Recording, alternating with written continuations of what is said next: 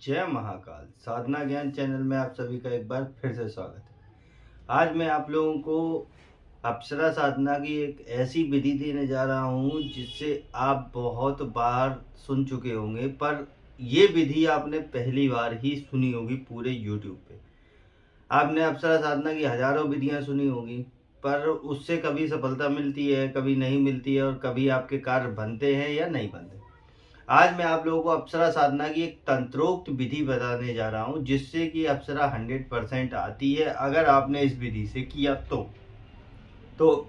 ज़्यादा देरी ना करते हुए आज की वीडियो को मैं शुरू करता हूं, जिससे कि आपको बहुत ही चीज़ें सीखने को मिलेंगी और समझने को मिलेंगी मेनका अप्सरा के विषय में।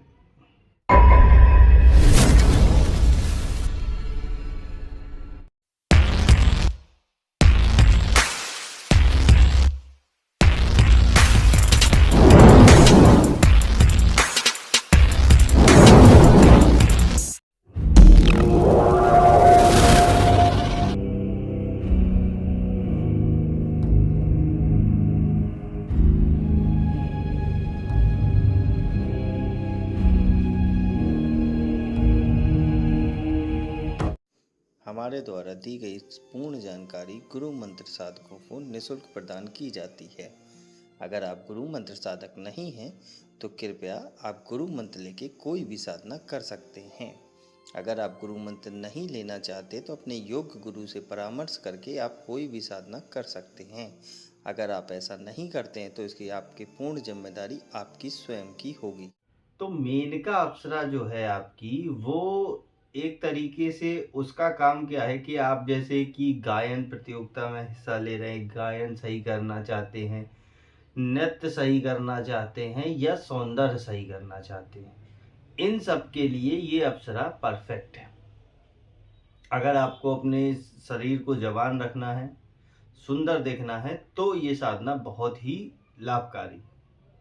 अब आ जाते हैं कि मेनका अप्सरा का स्वरूप क्या है। मेनका अप्सरा का जो स्वरूप है वो मेनका बहुत ही ज़्यादा सुंदर और चिर यौवन से भरपूर है। जैसे कि उसका जो बॉडी ऑफ साइज है वो बहुत ही अच्छा है। एक सामान्य स्त्री को छोड़ के अगर आप किसी भी नॉर्मल या अच्छे से अच्छी अभिनेत्री मिस वर्ल्ड यूनिवर्स को भी ले आएंगे तो उससे लाख गुना ज़्यादा सुंदर वो होगी और उसका शरीर होगा। जब वो आती है तो लोगों का मिथ ऐसा है कि वो किसी कभी कहते हैं कि साड़ी पहन के आती है, लेकिन वो ऐसे कपड़े पहन के आती है जिससे कि आपको एकदम पूरा शरीर साइज एकदम समझ में आ सके, इस तरीके के टाइट, ये समझ लो। तो उसके आने की कल्पना ही छोड़ दो कि वो बयां कर सकते हो आप कि कैसे आती है। अब आ जाते हैं कि मेनका अप्सरा साधना के फायदे क्या क्या है, नुकसान क्या क्या है। अप्सरा साधना के फायदे ये होते हैं कि अप्सरा आपकी हर एक तरीके से मदद करती है और किसी भी माध्यम से आपको मदद पहुंचाने का कार्य करती है। दूसरा होता है कि उससे आप जैसे नृत्य और गायन में आगे बढ़ना चाहते हैं, एक्टिंग, सिंगिंग या किसी और चीज़ में, तो उसके लिए भी वो मदद करती है आपका।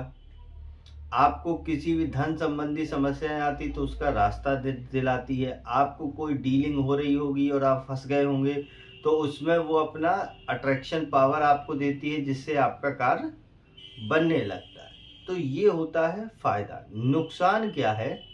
नुकसान जैसे कि अब मैं पूरा तो खुल के यहाँ नहीं बताऊंगा क्योंकि लोग कॉपीराइट मार देते हैं। उठा के यहाँ से वीडियो उठाया, वहाँ से बना के और ठोक दिया। क्योंकि मैंने बहुत से देखा है चैनलों पे और बहुत से लोग ऐसे भी हैं जो मेरे ही नाम का फर्जी चैनल बना के रखे हुए हैं। अब उनको वीडियो नहीं मिल रही तो मेरी ही वीडियो उठा ली, उससे निकाल के उससे एआई से एडिटेड करके बना दिया। साधना ज्ञान नाम से देखो तो एक चैनल और मिलेगा आपको फर्जी, जिसमें साधना ज्ञान ही लिखा है सिर्फ। ठीक है, तो वो ऐसे लोग भी हैं, तो क्या करोगे इनका। अगर आप मेरे चैनल पे पहली बार आए हुए हैं तो रेड कलर का सब्सक्राइब बटन दबा दीजिए, या जिसने मेरे चैनल को सब्सक्राइब नहीं किया है वो रेड कलर के सब्सक्राइब को बटन के दबा के बेल आइकन जो है घंटी के आकार का, उस पर क्लिक करके ऑल पिन क्लिक कर दीजिएगा, जिससे कि हमारे चैनल की जो भी लेटेस्ट वीडियो है उसकी अपडेट आपको मिलती रहे। ये सब तो लूटने के लिए बैठे हैं, इसलिए वो चीज़ें नहीं बताऊंगा। नुकसान हालांकि इतना ही है कि जिस तरीके से करोगे उस तरीके से थोड़ा तकलीफ मिलती है। किसको मिलती है वो आप मेरे से पूछ सकते हैं। बाकी किसी को कोई दिक्कत नहीं है, ना तो मृत्यु की दिक्कत ना किसी की कोई दिक्कत। बस यही है कि मान लो कि आप शादीशुदा है, आप करते हो, तो आपकी पत्नी की थोड़ी बहुत लड़ाई झगड़े होते रहेंगे, ऐसे समझ लो। अब आ जाते हैं कि इस विधि में अगर आप करते हैं तो क्या क्या चीज़ों की आवश्यकता होती है। सबसे पहले आपके पास एक अप्सरा का यंत्र होना चाहिए, मेनका अप्सरा का। दूसरा होना चाहिए आपके पास स्फटिक माला जागृत की हुई। तीसरा आपके पास होना चाहिए स्यार सिंगी। स्यार सिंगी आपको इजीली मिल जाती है। और एक हकीक का पत्थर, ये भी मिल जाता है इजीली। इत्र ऐसा चाहिए जो एकदम महकता हुआ, एकदम हाई फ्रेगनेंस वाला इत्र। गुलाब का भी ले सकते हैं, मोगरे का भी ले सकते हैं, चमेली का भी ले सकते हैं, कोई भी इत्र आप ले सकते हैं। अब ये चीजें सामग्री आ गई।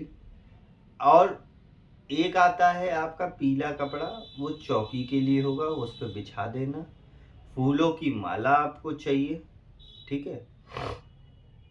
बाकी आप अपने लिए भी पीले वस्त्र और पीला आसन का इंतजाम कर ले। केसर थोड़ा सा चाहिए। इतनी चीजें इस विधि में आवश्यकता होती है। बाकी आपके पास गुरु मंत्र, रक्षा मंत्र अगर है तो ठीक है, नहीं है तो ठीक है। इस साधना को आप शुक्रवार से शुरू करते हैं। शुक्रवार से शुरू करके आप इस साधना को 21, 41, 91 ऐसे ऐसे करके बढ़ाते हैं।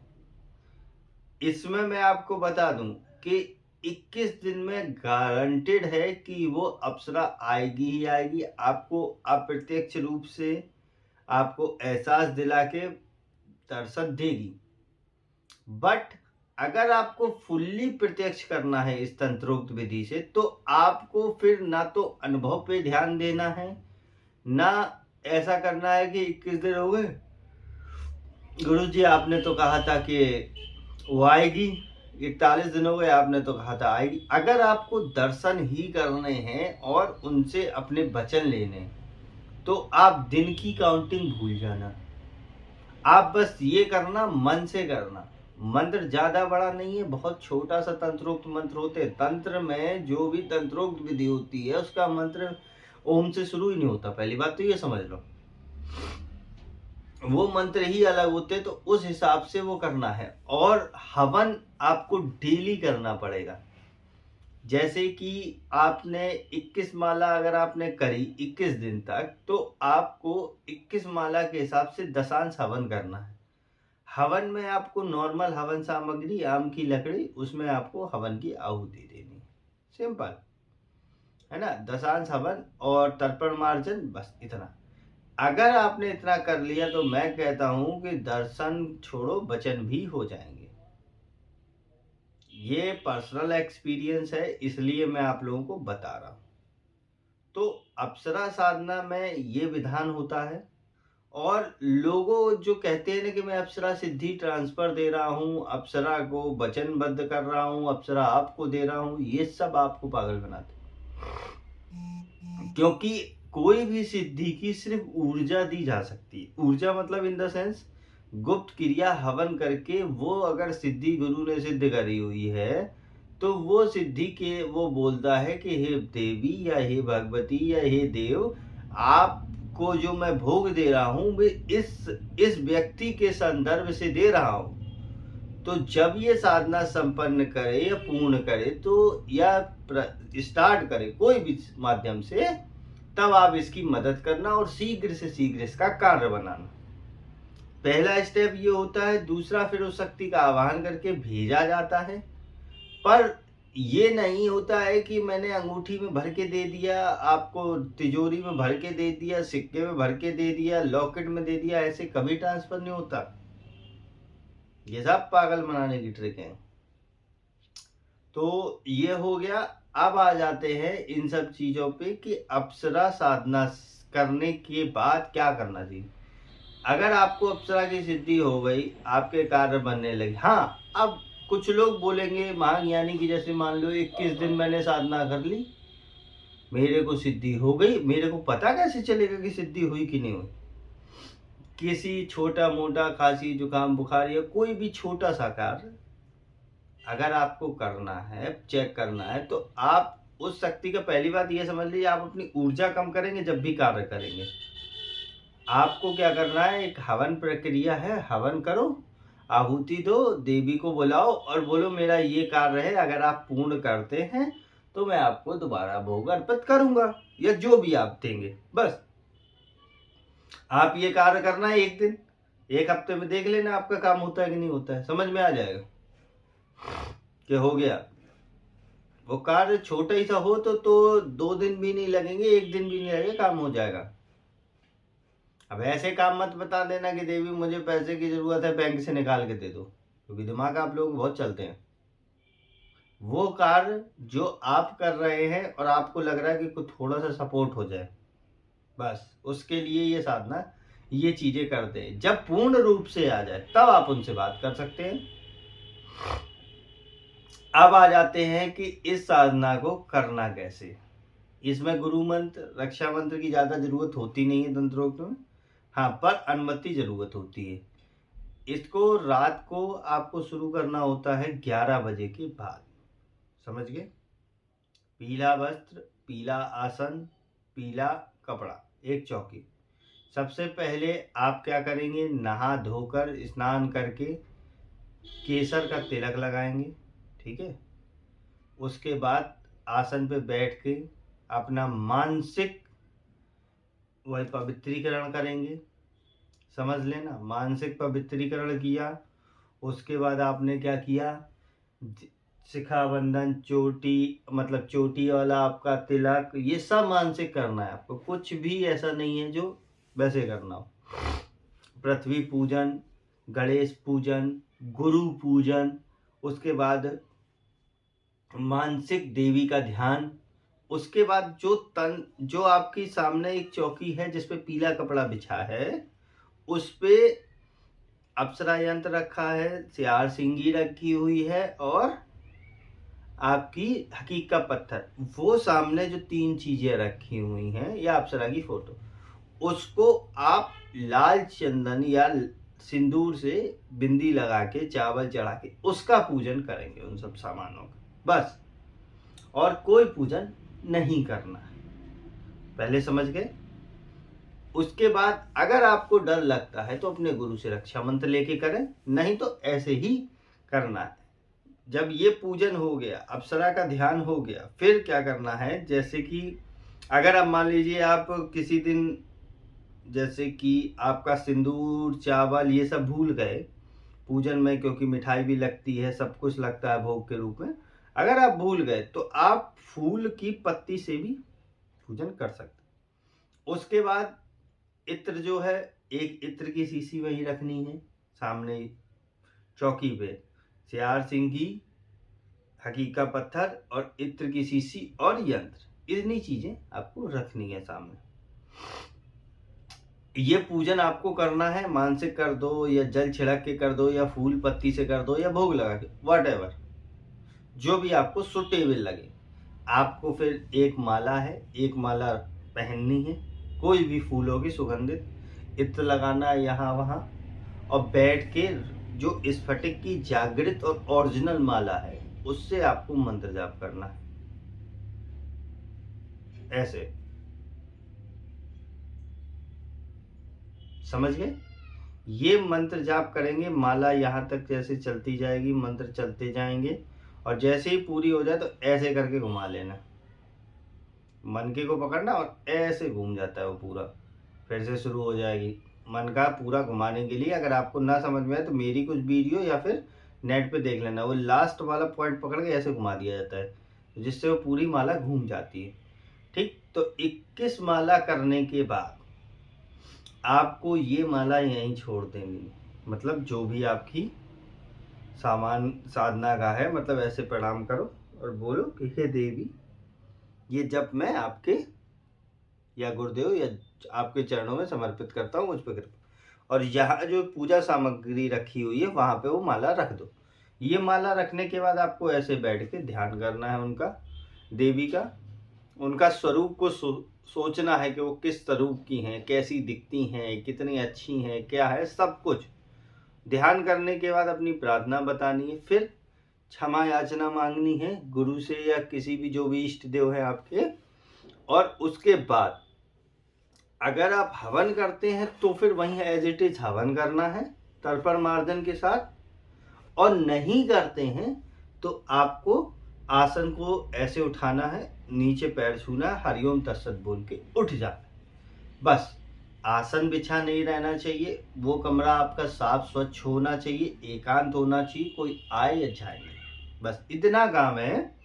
ये करने के बाद 21 दिन में देखिए 100 में से मुश्किल से 40 आदमी ऐसे होते हैं जो 21 दिन में साधना पूरी कर लेते हैं, 20 आदमी ऐसे होते हैं जो 41 दिन में होते हैं, और बाकी के जो होते हैं ना वो कम से कम 90 दिन लगाते हैं। बट असर और अनुभव आपको तीसरे चौथे दिन से ही इस तंत्रोक्त विधि में होने लगते हैं, ये बात पक्की है। तो अगर ये साधना आपको चाहिए, आपको करनी है, तो आप हमारे जो व्हाट्सएप का लिंक है वीडियो के डिस्क्रिप्शन में, या व्हाट्सएप नंबर है जो वीडियो में शो हो रहा है, वहाँ से लेके साधना कर सकते हैं। ये साधना बहुत ही सरल है, बहुत ही कम विधि विधान के साथ तंत्रोक्त है, पर सावधानी से करें हमेशा, क्योंकि ज़्यादा गलतियां से साधना खंडित होती है। अप्सरा साधना नुकसान हालांकि नहीं होता ज़्यादा, लेकिन खंडित हो जाती है, इसलिए सावधानी से करें। और कोई वीडियो के विषय में जानकारी चाहिए तो आप हमारे व्हाट्सएप नंबर से संपर्क करके पूछ सकते हैं, या टेलीग्राम पे भी। अब मेरे को जाए तो नेक्स्ट वीडियो में कुछ और भी ऐसी ही इंफॉर्मेशन वीडियो आपको बताता रहूँगा। तब तक के लिए जय महाकाल, जय माँ भवानी। अगर आपको हमारी दी गई जानकारी पसंद आई हो या वीडियो आपको अच्छी लगी हो तो लाइक के बटन पर क्लिक करिएगा, और अगर आपकी कोई राय है तो कमेंट बॉक्स में बताइएगा। अगर आपको वीडियो किसी और को शेयर करनी हो तो शेयर बटन पर क्लिक करके किसी भी फंक्शन से आप दूसरे को भेज सकते हैं। अगर आपको हमसे किसी भी तरह की और जानकारी चाहिए तो डिस्क्रिप्शन में जो हमारा नंबर पड़ा है व्हाट्सएप पे, वहाँ पे मैसेज करेंगे तो वहाँ पे आपको टेलीग्राम ग्रुप के लिंक आ जाएंगे जो डिस्क्रिप्शन में पड़े हैं, अगर वो आपसे ओपन नहीं हो रहे हैं तो।